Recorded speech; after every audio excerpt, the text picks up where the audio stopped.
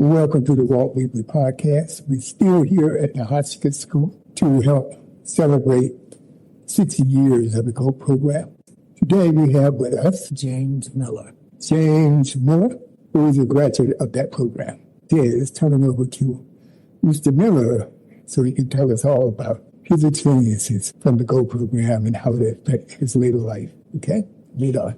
Here we go. Hi, my name is James Miller, graduate from the GO program, Greater Opportunity Program. Before I came to the GO program, my educational journey was not looking too good. I had no idea about study habits, or really had no idea or concern about graduating. Just wanted to play sports. The GO program motivated me to want to graduate from high school and further my education, as well as provide study habits, responsibility, and most of all, it gave me dignity and respect for myself.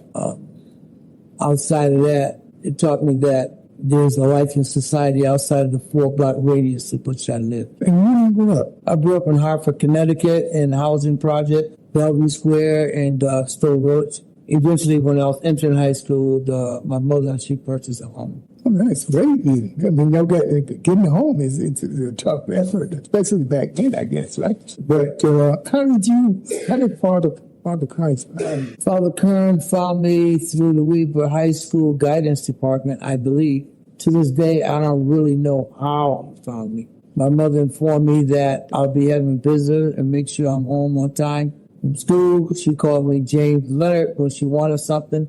And that's what she said, James Leonard, be here on time when you get out of school. That's how I met Father Curran. Oh, He was sitting in the house when I got out. He came right to your residence. He was putting you there. Yes. So you must have had some grades, I know that there's some type of threshold that you had to meet, right? I would have to. Yes. So what was that? Well, the threshold was not so much a grade. It was inner city kids who had the potential to succeed in life, but did not have the right platform or atmosphere for them to nurture that. Hotchkiss gave us that information. Hotchkiss taught us how to study. Hotchkiss taught us how to read. Hotchkiss taught us math, life skills, confidence. Yeah, that's one thing I noticed with some of the classmates that had coming from Hotchkiss. They had a tremendous amount of confidence that they didn't have, but they left here, they had that confidence. So, but that's it. What college did you go to? I did not go to college right away. I became a manager of a fast food restaurant. I got married. I ended up having 2 kids. And after about maybe 8 years, I was divorced. And I was what you call a late bloomer with the GO program. And great opportunity and great responsibility. My mental health in my life took a turn.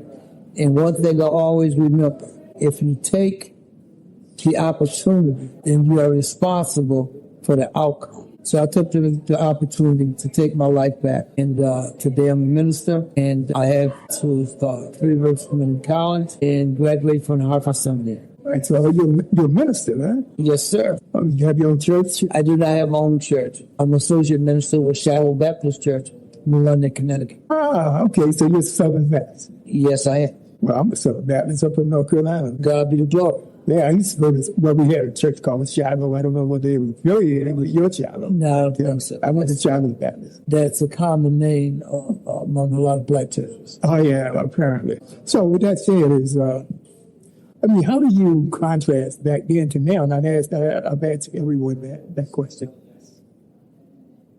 Contrast in what meaning? The environment, social environment, yeah.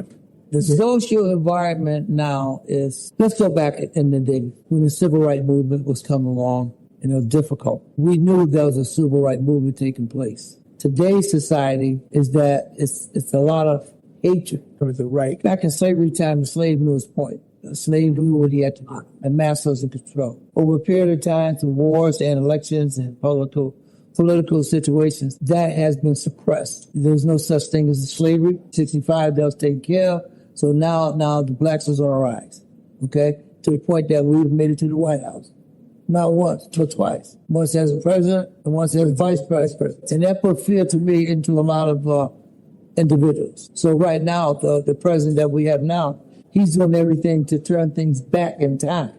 stopping women from having babies. They can't get any kind of medical help. Then they want to make sure that the population go into their patients. If you realize there's more black people than there's like more color. So as a number, do that make us the majority or the minority? Well, we are the minority. I don't think they're more minority than white. I think that's what they thought. Collectively. Right. No, collectively is more minority. Exactly. Absolutely. I have got minority don't realize they're minorities. They're trying to assimilate so bad, so they want to acknowledge that. So therefore, they are getting rid of what? The Black history. Absolutely. And they want wipe it off the face and they want people to believe that they want the black people to think that all white people is bad, and that's not true. There's some very beautiful white people. Oh yeah. There's individuals with sick mentalities that get into power that want that division. Let's take Father Kern. He's a Caucasian man, and you can't tell me he don't love all people. We need more Father Kern. Yeah. Father Kern did not go into rich neighborhoods looking it up. He went to the inner city where there was families that don't have food to eat, family that have no structures, family that only had one parent, they had to work 2 jobs to maintain. There's nobody watching the kids. He went and got them and gave them the structure, us the structure to be successful. Well, I mean, it's kind of complex, what the environment is now. But, since y'all guys, along with myself, have been here for a number of years, that we can draw conclusions from experience. We don't have to hear about a lot of things because we've seen a lot of things. In a nutshell, the society today is in trouble. We have to continue educating our young, taking care of our family, men standing up and be responsible in society and pray. You have to keep God in the complex of everything you do. You have to believe that we will survive this. Just like Saul on the road to Damascus. He thought he was doing the right thing and he was doing the best he can to destroy the new way people to describe. But when the God Almighty had enough work to be given, he brought him to his knees and took his sight. And when he gained his sight back, what was he? He was a better man. So he was changed from an adversary to a missionary. You understand? Yes, he did everything he can to change his other people. That's what we need, people to change people. With that, I close. Yeah, that is great. That is fantastic. Closing message. I was going to ask you for a closing message, but you do way ahead of me. All right, but that was great. That was great. And we'd like to thank you for gracing the Walt Weekly with your presence today. And we want to thank above all Father Curran, Doc Woodbine. Yes. And we're going to be hearing more from Doc Woodbine, folks.